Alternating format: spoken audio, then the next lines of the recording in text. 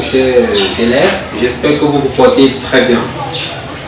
Bienvenue une fois de plus pour cette nouvelle vidéo qui porte sur le cours de l'informatique première C et D.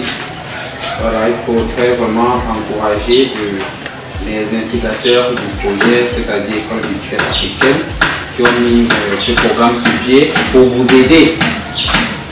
Voilà. Donc, n'hésitez pas à aller sur YouTube, à liker, à vous abonner bien évidemment et à suivre intégralement nos vidéos, car je suis sûr de moi que si vous le faites et que vous êtes appliqué, vous n'allez pas seulement réussir à votre examen, mais vous allez avoir une très bonne mention. Je vous encourage dans ce sens-là. Donc, nous allons commencer aujourd'hui avec le module 3 qui porte sur l'algorithme et la programmation.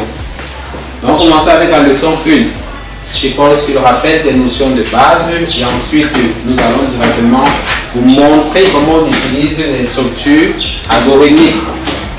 Donc, en ce qui concerne le rappel des notions de base, bon, c'est juste un rappel comme on a dit, parce que si je me souviens bien, on a eu à faire une vidéo qui parle de cela, parce qu'on ne pourrait pas avancer avec la notion d'utilisation de structure sans toutefois faire ces rappels-là. Donc, il faudrait savoir que l'algorithme, comme j'ai pour habitude de dire, ça a tellement de définitions. Mais généralement, dans chaque définition, on recherche ce qu'on appelle les mots-clés. Les mots-clés dans la définition. Donc, il faudrait savoir que l'algorithme, c'est tout simplement, selon la définition qui est propre à moi, une suite finie et ordonnée d'instructions permettant de résoudre un problème en un temps fini. Vous allez vous rendre compte dans ma définition que j'ai parlé de suite. Ça veut dire que c'est une succession d'instructions finies.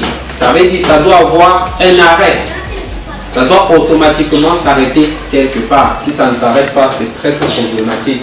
Pour ceux qui ont déjà eu à tutoyer ou à toucher quelques programmes, vous allez vous rendre compte que si vous écrivez un algorithme qui ne s'arrête pas, on aura des suites d'instructions et ça va finir par peut-être faire bugger la machine. Si vous avez la chance que ça donne, j'insiste sur ce fait.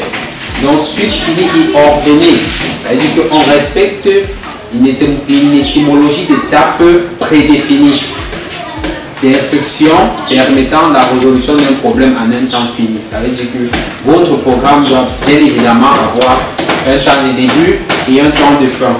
En ce qui concerne, il faudrait savoir que dans les algorithmes, nous avons des éléments, des outils qui nous facilitent la tâche dans la manipulation. Entre autres, nous avons les constantes et nous avons les variables. Les constantes et les variables sont des concepts très importants en algorithmique. Pourquoi? Tout simplement parce que c'est grâce à ces éléments-là que nous parvenons que l'utilisateur a cette flexibilité d'échange de données. Je prends un exemple. Si vous voulez calculer peut-être sur la somme de deux nombres, il faudrait que l'élève de Tamo, je prends un nom banalement, l'élève de Tamo, lui, il voudrait connaître la somme de 23 plus 43. Mais ce n'est pas parce que Tamo veut la somme de 23 plus 43 que ça veut dire que Ali, par exemple, va toujours vouloir la somme, le résultat de ces deux éléments-là. Il faudrait qu'on crée des variables, il faudrait qu'on crée des concepts par défaut qui va permettre cette flexibilité d'échanger de données. Ali voudrait par exemple la somme de 10 plus 15. C'est dans le même programme que Ali et Tamo vont pouvoir trouver la solution à leur problème. Et c'est grâce à cette notion-là qui est la notion de variable et de constante. La variable, c'est quoi une variable? Une variable, sont simplement des définitions, mais on recherche, comme je l'ai dit, tout simplement des mots-clés. Une variable, c'est tout simplement un élément qui change de valeur au cours de l'exécution de notre programme. Ça, c'est ma définition. Il y en a tellement de définitions. Tout ce qu'on recherche dans la notion de variable, c'est tout simplement que c'est tout simplement ce concept particulier qui nous permet, au cours de notre algorithme de pouvoir remplacer les données. Généralement, on dit qu'une variable est considérée comme un tiroir. Je peux avoir mon tiroir aujourd'hui, je mets par exemple le stylo, demain je retire le stylo, je mets la craie, après-demain je mets le cahier, etc. Donc c'est ça la particularité d'une variable.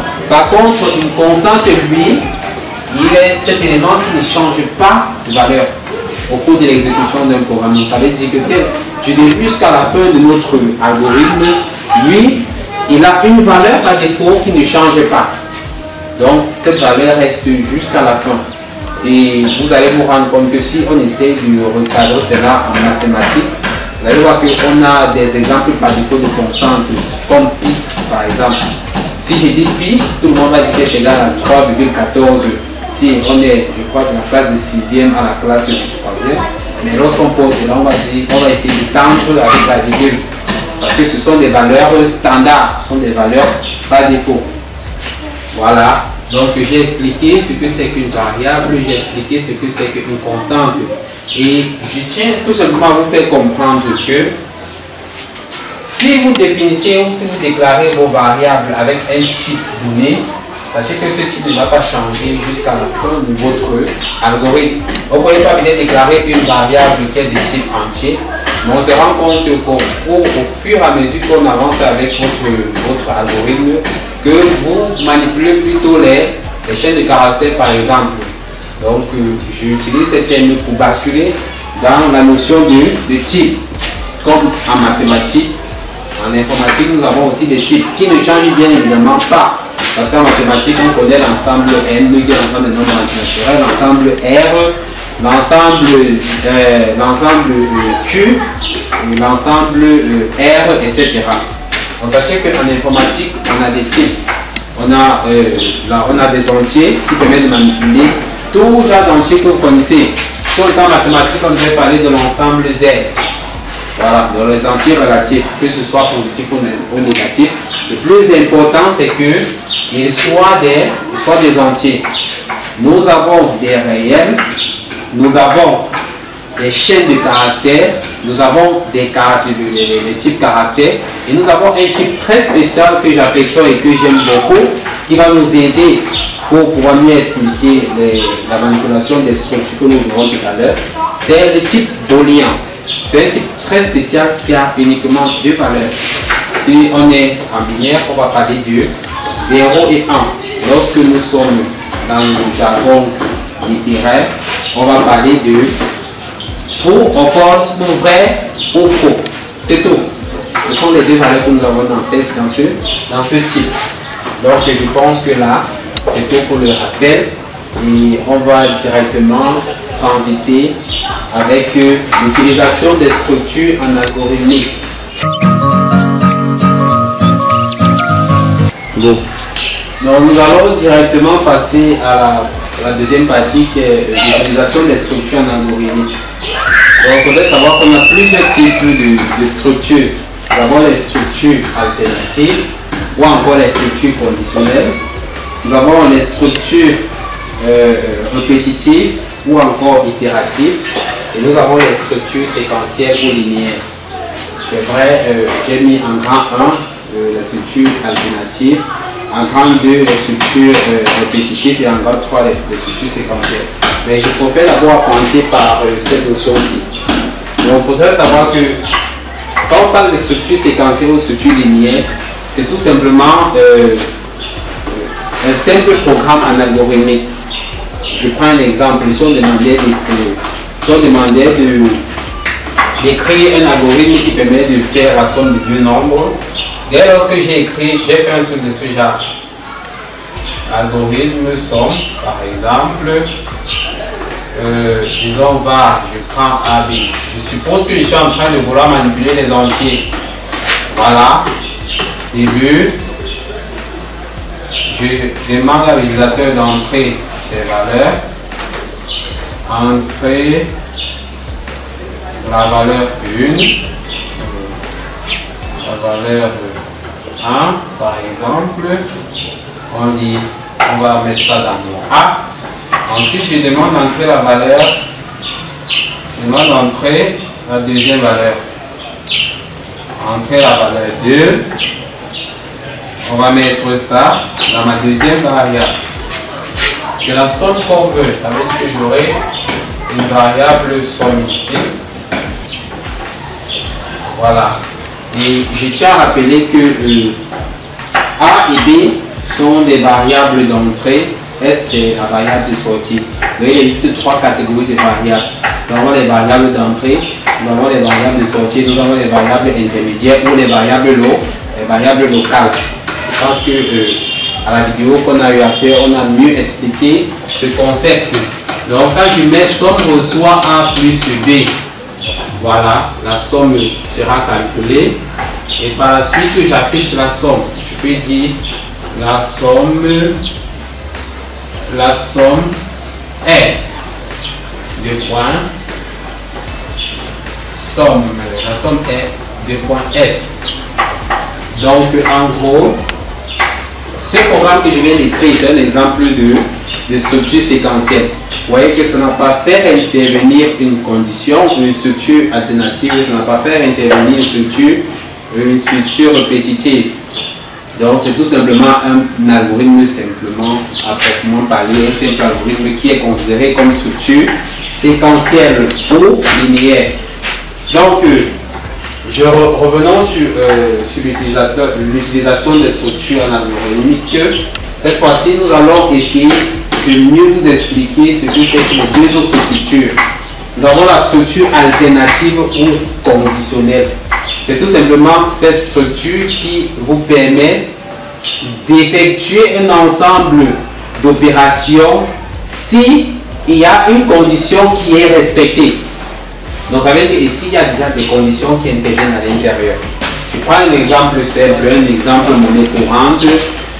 Vous êtes en première et vous êtes appelé à composer votre examen de probatoire. Et je sais aussi que parmi tous ceux qui vont voir cette vidéo, il y en a ceux que c'est la toute première fois d'arriver en première, il y en a ceux que ce n'est pas la première fois. Donc, comme les élèves me disent aussi banalement, on n'échoue pas le probatoire, mais on échoue la session. Ça arrive, je ne souhaiterais vraiment à personne. C'est tout simplement pour vous faire comprendre que vous composez et vous allez toujours composer le probatoire. Si et seulement si vous n'avez pas passé. Il y a une condition qui est émise. Si tu n'as pas passé le probatoire, alors tu vas toujours composer. Tu vas composer. D'accord? Vous voyez qu'il y a déjà cette condition-là qui élimine certaines personnes dans le choix de l'EP, dans l'opération. Vous voyez? Et si j'ai déjà le probatoire, automatiquement, je ne peux plus la composer. Donc c'est un peu dans ce sens-là que la structure alternative intervient. Et en ce qui concerne la structure alternative, nous avons deux grandes parties. La première partie, c'est la structure alternative réduite. Ça veut dire qu'ici, on ne donne pas la possibilité à ceux qui ne sont pas éligibles à la condition de s'exprimer. Par contre, l'autre structure, on donne la possibilité à ceux qui ne sont pas éligibles à la condition de pouvoir s'exprimer. C'est ça la différence qu'il y a entre les deux. Donc, en ce qui concerne la structure alternative réduite, nous avons tout simplement ainsi à l'ordre. Donc, ça veut dire qu'ici, par exemple, si je prends un exemple, je voudrais afficher le plus grand des deux nombres entrés par l'utilisateur.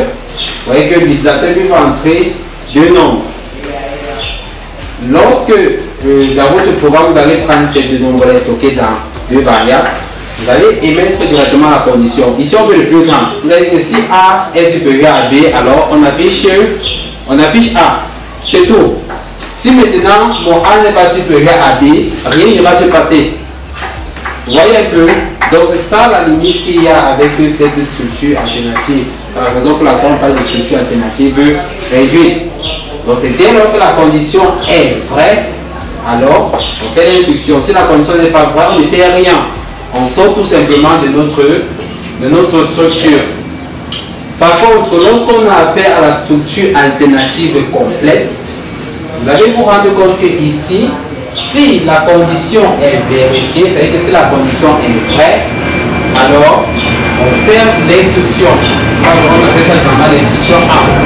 Au cas où la condition n'est pas vraie, on ne va pas sortir de notre structure, mais qu'est-ce qu'on va faire? Donc la possibilité d'envoyer encore notre message, c'est-à-dire d'effectuer encore d'autres instructions dans ce cas de figure. Vous voyez, je prends encore cet exemple-ci. Par exemple, j'ai mon probatoire, mais je voulais recomposer. On dit, est-ce que j'ai mon probatoire? Oui, j'ai mon probatoire, alors je ne peux plus composer. Mais quand je ne peux plus composer, il faudrait qu'on puisse m'envoyer un message qui explique le fait qu'on ne voudrait plus que je compose. Là, il pourrait tout simplement dire que vous ne pouvez plus composer parce que vous avez déjà cet examen. Par contre, là, dès que la condition est vérifiée, est-ce que j'ai mon probatoire? Oui, j'ai mon probatoire. Là, on ne fait plus rien. Je n'ai aucun message qui sera affiché pour essayer d'expliquer pourquoi. Par contre, si la condition est vérifiée, l'instruction est faite. Si la condition ici est vérifiée, cette instruction est faite. Sinon, votre instruction sera faite. Donc, en gros, c'est ce qu'il fallait connaître sur les structures alternatives et conditionnelles. Maintenant, nous allons voir un autre concept. Ça, c'est la dernière partie que je n'ai pas encore expliqué. Les structures itératives et répétitives, qui est d'ailleurs un très très grand concept. C'est une structure qui passe et qui va toujours repasser. C'est une structure très impérative pour notre programme, pour nos algorithmes. On ne peut pas écrire des très grands algorithmes qui vont aider dans le futur sans que cette structure intervienne. Donc en ce qui concerne la structure, comme vous entendez le mot itérative, itérée ou répétitive, c'est-à-dire on fait une même action n fois, on fait une même action plusieurs fois. Vous voyez un peu, c'est ça le souci, on fait une même action plusieurs fois. Donc en ce qui concerne la structure itérative ou répétitive, nous allons en primo voir les structures itératives à condition d'arrêt. Et en secondo, on va voir les structures itératives complètes. En ce qui concerne la structure itérative à condition d'arrêt, nous avons deux instructions qui sont très importantes. L'instruction tant que faire et l'instruction répétée jusqu'à. Ce sont des concepts qui sont syntaxiquement presque pareils, mais qui a une légère différence entre les deux. Et la différence là n'est pas compliquée. Vous allez vous rendre compte que lorsque je manipule la boucle, l'instruction tant que, je teste d'abord la condition. Si la condition est vraie, alors je suis autorisé à faire les instructions qui sont dans cette condition. Mais si la condition n'est pas vraie, alors je sors tout simplement. Je ne vais même jamais entrer ici. C'est-à-dire que je saute le bloc C. Par contre, avec l'instruction répétée jusqu'à, j'ai la possibilité de faire l'instruction là au moins une fois avant de tester maintenant la condition. Quand on dit répéter, on fait l'instruction, on teste la condition. Si la condition est vraie, alors on a la possibilité de refaire encore ces instructions-ci. Mais si la condition n'est pas vraie, là on sort de notre boucle, de notre instruction. Vous voyez? Donc avec la boucle répétée, on a l'opportunité de faire l'ensemble des opérations qui sont incluses à l'intérieur au moins une fois. Alors qu'avec la boucle tant que, c'est quasiment impossible. Et je vais vous prendre un exemple toujours banal pour essayer de mieux vous faire comprendre ces deux instructions-ci là. Nous sommes toujours en première, on compose le probatoire. Vous voyez que on donne la possibilité à celui qui a échoué le probatoire de pouvoir recomposer cet examen encore et encore jusqu'à ce qu'il passe. Donc voilà un exemple d'instruction répétitive. Donc vous voyez, ici on me dit tant que le probatoire, tant qu'échec probatoire par exemple, faire composé probatoire. Quand on gère l'instruction composé probatoire, on peut encore tester la condition. Est-ce que le candidat qui a composé le probatoire a passé? Si oui, c'est bon, on ne fait plus rien. Mais s'il n'a pas passé, il l'a encore autorisé à composer jusqu'à ce qu'il passe. Vous voyez qu'on effectue cette action-ci plusieurs fois jusqu'à ce que l'action maintenant n'est plus vérifiée, on sort de la boucle. Donc c'est la même notion avec l'instruction répétée jusqu'à maintenant que cette fois-ci, si, comme je l'ai si bien dit, si peut-être moi je suis un candidat qui a passé mon probatoire, je vais effectuer l'instruction une fois avant qu'on teste la condition. Et aussi, toutes ces deux instructions sont appelées à résoudre un même problème. Ça veut dire que, comme ici l'exemple, je peux tout simplement écrire pour de mettre un algorithme qui permet de calculer, disons, la somme ou le produit, la somme et ou le produit de 5 premiers entiers naturels. Donc, on sera appelé à faire ceci. On va plus expliquer avec des exemples à l'appui lorsque on fera des séances de TD avec vous dans ce sens-ci. Maintenant, on passe maintenant à la structure itérative complète. La structure itérative complète a cette particularité-là que lorsque on itère avec la structure itérative avec à condition d'arrêt, nous rendons compte ici, pour manipuler les variables, on a une variable qu'on est obligé d'initialiser et d'incrémenter. Je crois qu'à la première vidéo, on a eu à parler de ces différents concepts, le concept d'incrémentation et le concept d'initialisation. Donc vous êtes obligé d'initialiser et d'incrémenter. Pareil avec cette instruction-ci. Par contre, avec celui-ci, vous n'êtes plus obligé de faire cela parce qu'il y a ce qu'on appelle un compteur automatique qui figure dans la boucle, dans la syntaxe. Donc, c'est la raison pour laquelle cette structure est généralement la plus utilisée et c'est la structure que les élèves et même les étudiants adorent parce que pour eux ça allait tellement facile. Donc comme tous ces concepts c'est hyper super facile et je vous assure. Donc ici c'est pareil, on n'aura pas besoin de faire d'initialisation, on n'aura pas besoin d'incrémenter parce que cela se fait automatiquement dans la boucle.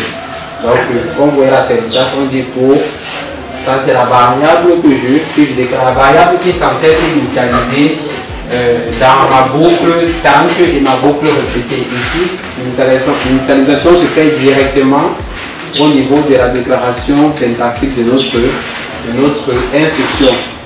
Vous avez dit pour le compteur allant de la valeur initiale, ça c'est ce qu'on appelle initialisation, de la valeur initialisée à la valeur d'arrêt. Alors, on fait tout simplement l'instruction. Même ici, on peut tout simplement vous demander d'écrire un algorithme qui permet de calculer la somme et ou le produit des 5 entiers, des 5 nombres entiers naturels consécutifs. Là, vous aurez besoin de ces structures pour pouvoir résoudre ces problèmes. Donc, je pense que j'ai essayé de mieux expliquer ces différentes notions. J'espère que ça vous a plu, j'espère que vous avez aimé, j'espère que vous avez très bien compris. Donc si vous avez des difficultés, n'hésitez pas à nous envoyer des messages, nous allons vous répondre.